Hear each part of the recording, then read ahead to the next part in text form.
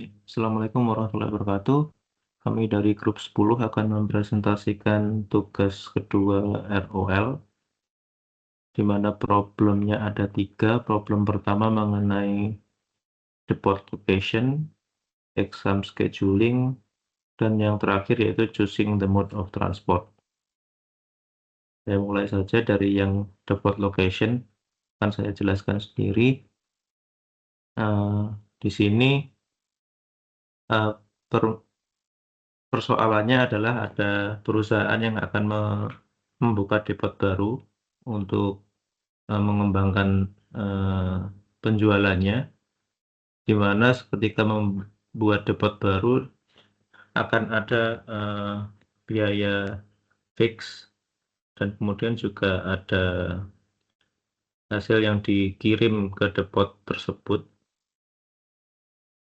di mana delivery cost-nya sebagai berikut di tabel 10.3. Kemudian untuk fix cost-nya dari setiap depot dan juga capacity dijelaskan di tabel nomor 10.4, dan quantity dari demand dijelaskan di tabel 10.5.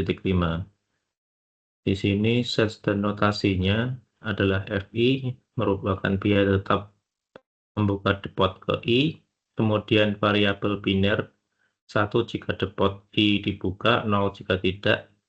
CIC yaitu biaya satuan pengiriman dari depot I ke customer C. QIC jumlah barang yang dikirim ton dari depot I ke customer C. DC yaitu kebutuhan customer C. KI kapasitas depot I. Dengan parameter yaitu yang pertama cost dari transportasi masing-masing customer dan pembuatan depot, kemudian dari fixed cost dari masing-masing depot dan kapasitinya, kemudian juga demand dari masing-masing customer. Kemudian dari transport cost tersebut kita hitung unit cost-nya, yaitu CIC, di mana transport unit cost ini adalah pembagian dari transport cost dibagi dengan demand masing-masing dari customer. Kemudian di sini akan ada decision variabelnya, yaitu YI variabel biner 1 jika depot I dibuka dan 0 jika tidak. Kemudian QIC itu jumlah barang yang dikirim dari depot I ke customer C. Kemudian untuk objektif functionnya yaitu meminimalkan set, di mana set itu adalah penjumlahan dari fixed cost dan transportation cost. Dari sini kita membuat solvernya, di mana objektifnya ada di kolom C77 yaitu meminimalkan set. Kemudian decision variabelnya ada dua, yaitu variabel YI variabel biner, kemudian QIC yaitu jumlah barang yang dikirim, di mana untuk constraint-nya yang pertama yaitu kapasiti yang digunakan harus kurang dari kapasiti yang tersedia. Kemudian supply harus sama dengan demand, dan untuk variabel YI merupakan variabel biner. Langsung kita hitung dengan solver, didapatkan hasilnya minimum total cost-nya yaitu sebesar 18.103 kilo euro, di mana didapatkan minimal biaya sebesar 18.000, dengan kesimpulan didapatkan minimal biaya sebesar 18.103 kilo euro, dan biaya tersebut didapatkan dengan membangun depot di nomor 1, 5, 8, 9, dan 12. Kemudian untuk soal selanjutnya I4 akan dijelaskan oleh Noval. Silakan, Val.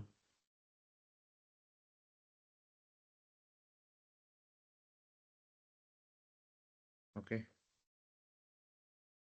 Jadi untuk soal kedua ini, studi kasusnya itu di sebuah universitas yang harus menyusun jadwal ujian untuk 11 mata kuliah dalam waktu 2 hari.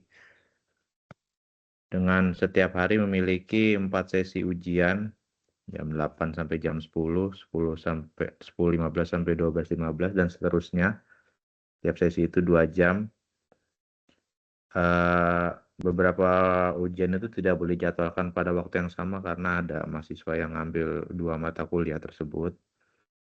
Jadi untuk tujuan modelnya itu ya semua ujian dijadwalkan 1 kali, tidak ada ujian yang saling bentrok dan setiap slot waktu itu maksimal 3. Untuk set dan notasinya, yang pertama itu examnya tadi ada 11 mata kuliah.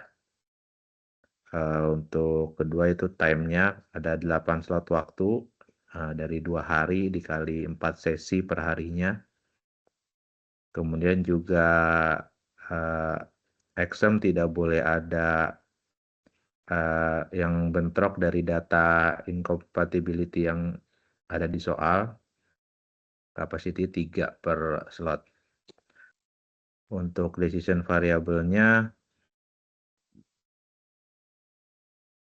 1 jika ujiannya dijadwalkan pada slot waktu T, 0 jika tidak. Kemudian nanti akan dibuat tabel berukuran 11x8 di mana baris mewakili ujian, kolom memiliki slot waktu, isiannya nanti berupa bilangan biner 1 atau 0. Kemudian untuk objektif functionnya itu tujuan model ini untuk meminimalkan jumlah slot waktu yang digunakan agar semua ujian dapat dijadwalkan tanpa ada konflik antara ujian yang diikuti oleh mahasiswa yang sama. Constraint-nya yang pertama itu setiap ujian hanya dijadwalkan tepat 1 kali. Yang kedua, setiap slot waktu itu maksimal 3 ujian. Yang ketiga, ujian yang bentrok itu tidak boleh bersamaan. Kemudian juga variabel tadi biner ya, 0 atau 1. Boleh ke tabel yang sebelahnya dulu, Mas. Ya. Kemudian diberikan tabel dulu tambahan di sebelahnya itu untuk mengukur terlebih dahulu ada 2 mata kuliah yang bentrok itu dijumlahkan dulu sesuai dengan tabel yang ada di soal. Ada beberapa yang tidak boleh bersamaan. Baru setelah di solve balik lagi, maaf Mas, ke Excel yang sebelumnya. Ya, didapatkan hasil yang optimal seperti untuk slot 1 tuh di hari pertama jam 8 sampai jam 10. Exam yang dijadwalkan itu untuk numerical analysis, software engineering, logic programming, dan mathematical programming. Begitupun seterusnya sampai dengan slot yang ke-8. Kemudian juga semua 11 ujian sudah terjadwal, tidak ada yang bentrok dijadwalkan pada slot yang sama. Total hanya 8 slot waktu digunakan selama 2 hari ujian. Oke, mungkin sekian untuk pembahasan yang soal nomor 2 ini. Mungkin bisa dilanjut ke soal berikutnya. Baik, kalau untuk problem berikutnya adalah memilih mode transportasi. Jadi case-nya itu adalah ada sebuah perusahaan yang akan mentransport 180 ton chemical product di 4 depot ke 3 recycling centers. Nah, dari masing-masing rute dari depot ke recycling center itu ada 2 opsi pengiriman, yaitu melalui jalur darat atau melalui jalur kereta. Nah, berarti di sini kita akan mendefine terlebih dahulu set dan notasinya. Di pertama itu ada set of depot yang ada 4 depot tadi, lalu ada recycling center, lalu juga ada transportation modes dan quantity of goods. Jadi di sini supply-nya itu in total dari keempat depot itu ada 190 ton, sedangkan demand-nya dari ketiga recycling center itu 180 ton. Dan untuk setiap mode transportasi dari depot ke recycling center itu biayanya berbeda-beda per tonnya. Nah, boleh ke bawah Mas, di bagian parameter donasi ini dijabarkan dari setiap origin dan destination. Untuk masing-masing mode transportasi itu biaya yang dikeluarkan adalah sekian per tonnya. Lalu khusus untuk mode transportasi kereta rail itu ada minimum kuantitinya dan maksimum kuantitinya, di mana minimum kuantitinya ada 10 ton dan maksimum 50 ton. Lalu di sini juga ada beberapa constraint. Di sini ada decision variable yang kita tentukan, yaitu adalah jumlah barang yang akan ditransport dari depot I ke recycling center J. Nah, jadi di sini objektifnya adalah meminimalisir total transportation cost atau Z, di mana Z itu adalah biaya transport, C dari depot I ke recycling center J menggunakan moda transportasi K dikali kuantitinya. Nah, di sini ada beberapa constraint. Yang pertama itu adalah supply constraint, di mana jumlah di mana jumlah barang yang dikirim itu tidak boleh lebih dari total supply yang dimiliki dari ketempat depot. Constraint kedua adalah demand constraint, di mana jumlah barang ditransport itu harus sama dengan demand. Lalu yang ketiga itu minimum quantity constraint untuk pengiriman lewat kereta, yaitu minimum 10, maksimum 50 ton. Dan yang keempat adalah non-negativity. Jadi semua decision variable nilainya harus positif. Lalu boleh move ke tabel kanan atas, Mas. Oke, kanan lagi. Kanan lagi boleh, Mas. Oke, nah di sini udah muncul tabel untuk perhitungannya. Jadi jika menggunakan solver, maka kita akan set objektifnya di bagian yang warna biru paling bawah. Ini total cost-nya di AD25. Lalu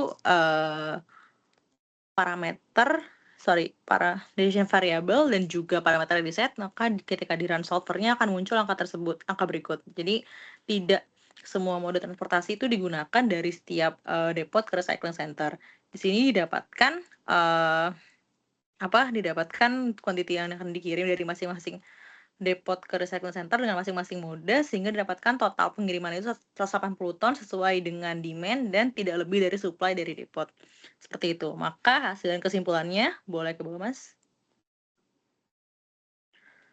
Dari hasil kesimpulan tersebut, maka didapatkan biaya minimum untuk mentransport 180 ton chemicals dari depot ke recycling center adalah 1.715.000 euro. Seperti itu dengan menggunakan skema sebagaimana didapatkan dari decision variable tadi. Sekian untuk soal choosing mode of transportation. Kembalikan ke Mas Pras. Oke, dari grup 10 sudah dipresentasikan semua. Sekian, Assalamualaikum warahmatullahi wabarakatuh. Terima kasih. Terima kasih.